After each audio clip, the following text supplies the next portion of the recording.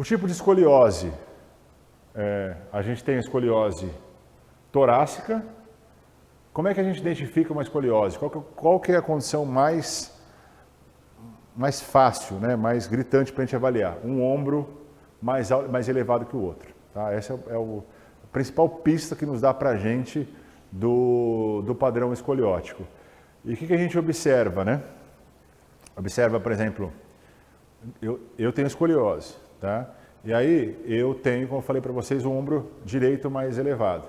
Daí eu estive no Rio de Janeiro recentemente, ganhei uma camiseta, Rio de Janeiro, tá? E aí eu me olhei no espelho, o Rio de Janeiro estava assim, ó, Rio de Janeiro. Então, em vez de estar alinhado, né, está torto aqui o Rio de Janeiro, por causa da minha escoliose. Então marcou essa posição, essa escrita dessa frase da camiseta que eu ganhei. Então, pela posição dos ombros, é uma condição mais fácil, mais identificável frente do alinhamento dessa escoliose, principalmente torácica. O lado que o ombro está mais alto é o lado convexo. Tá?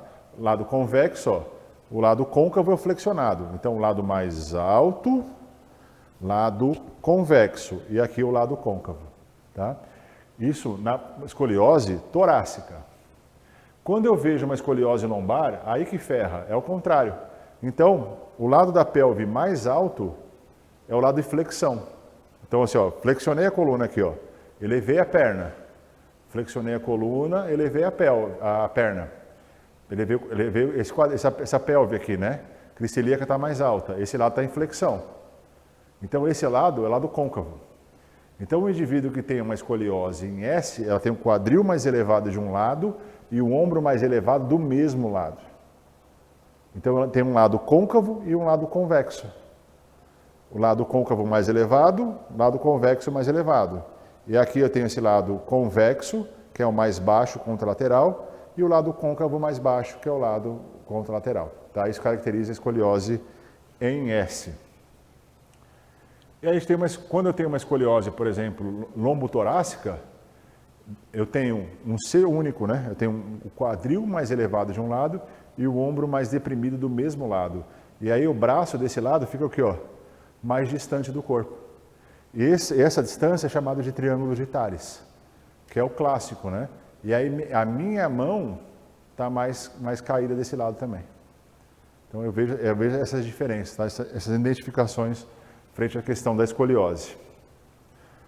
Sinal da escoliose, que identifica ombro mais alto que o outro, consequentemente, né? Escápula mais elevada. Muito difícil um indivíduo que não tenha alguma alteração escapular frente a uma escoliose torácica, porque você muda a posição de melhor acoplação da escápula contra o tórax. O que mais? Espaço, o triângulo de Thales, né? Lado côncavo, mais afastado o corpo do braço. Quadril mais alto que o outro. Vínculos na pele, né? O que é isso aqui, ó? Ó, o lado côncavo, está em flexão, daí você apertou a gordurinha do lado, o excesso de pele aqui, né? Ó, o lado côncavo, o espaço do tronco com relação ao braço, é o triângulo de Thales. Ó, o problema escapular, aqui no lado convexo, lado côncavo.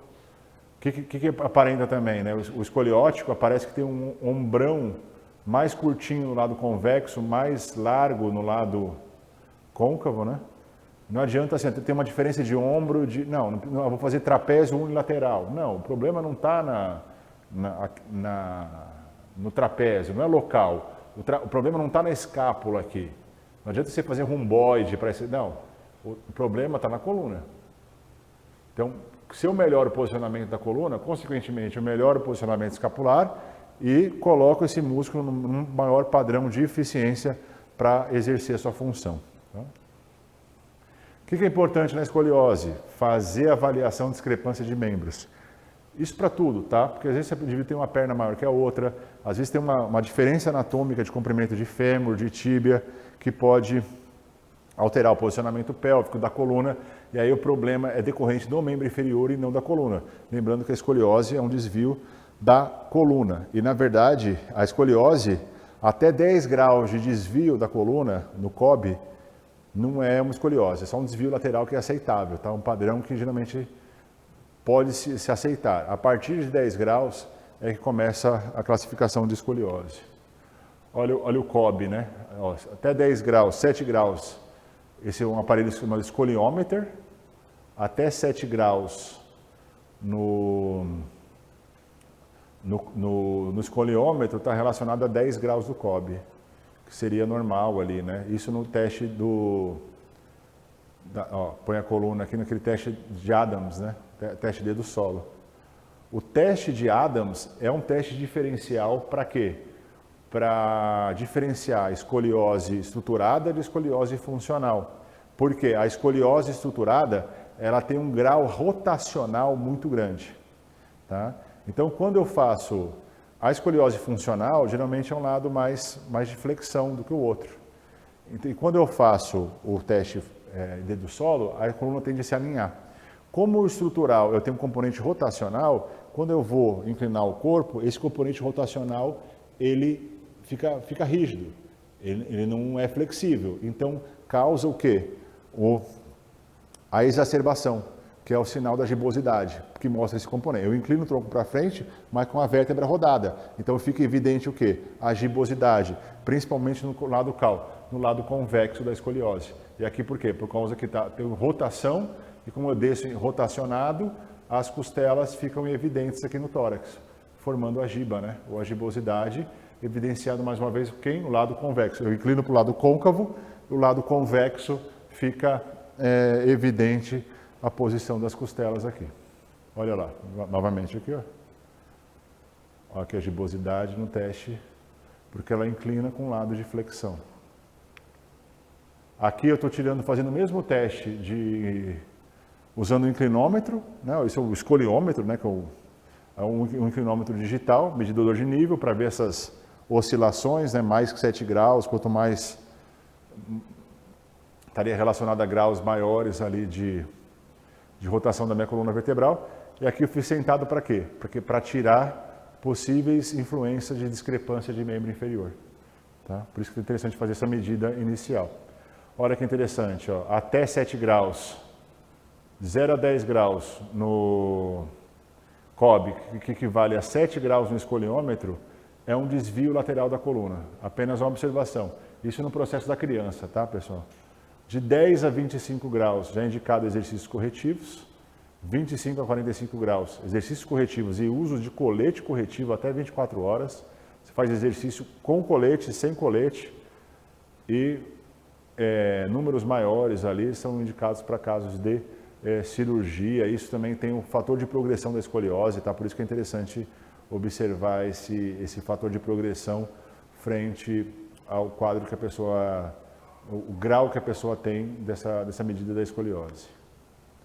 A gente observa também a escala de Risser. Desculpa, o que é isso?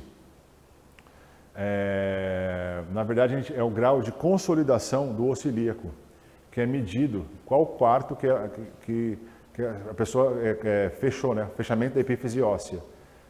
Quanto mais fechado esse Risser, mais o indivíduo está próximo à cessação, né, ao interrompimento da fase de crescimento, tá? Que é o Risser. As escalas de Risser, tá? Risser 5 aqui, ó, praticamente todo consolidado, né, a epífise óssea. E aí a pessoa faz o quê? Ela não cresce mais. Então tem o fator de crescimento da escoliose, né, quanto maior o Risser, maior a chance do quê? De a pessoa estar próximo à interrupção do crescimento ósseo. Ela não cresce mais. A gente tem a idade cronológica, que as meninas costumam crescer até os 16 anos, os meninos até os 17. Mas isso tem um fator individual mais específico que a gente dá para ver para a imagem pela análise do Risser. E quanto menor o Risser, quanto menor a idade, quanto maior o grau do desvio postural que a pessoa apresenta na coluna, maior a chance, maior a chance de consolidar, maior a chance de exacerbar mais, de aumentar mais. Por quê?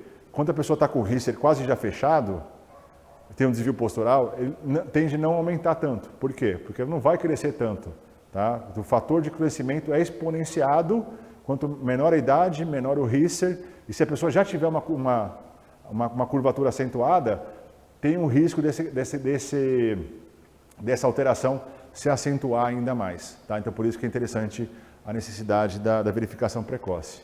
E aqui, esse método de Nash-Moe é para ver o grau da rotação. Quanto maior o grau de rotação, ele faz a verificação do alinhamento dos pedículos vertebrais. Quanto maior o grau de rotação, maior a consolidação da escoliose estrutural, que tem esse padrão rotacional bem evidenciado nesse contexto. Tá? Então, são exames de imagens para verificar crescimento, para verificar grau de rotação vertebral e o próprio COB para ver essa angulação. O teste de dedo solo é um exame físico para triagem, né? É o principal teste que a gente faz para ver, opa, peraí, está um desnível muito grande, né, da coluna vertebral que a pessoa está fazendo. Será que é uma diferença de membro? Talvez uma diferença de membro pode ser corrigida com uma palmilha. É uma alteração da coluna, aí tem que fazer exames, né, mais direcionados, principalmente esses exames aí da escala de Risser e também do método Nash-Moe. Olha aqui uma menina com escoliose, olha esse lado direito dela aqui, ó, flexionado, ó, olha esse quadril aqui, ó, olha esse ombro mais elevado desse lado também. Olha o exame do lado direito mais elevado, né? Quando a gente pega na radiografia, ó, a gente observa, então aqui, lado direito mais alto, lado direito mais alto. Quando a gente observa na radiografia, o direito, ó, as flexões, né? O lado côncavo aqui no quadril e convexo aqui no exame de imagem no raio-x da escoliose da menina. Olha o exame de retificação, olha a giba dela aqui, ó, para evidenciar o exame físico com o exame funcional.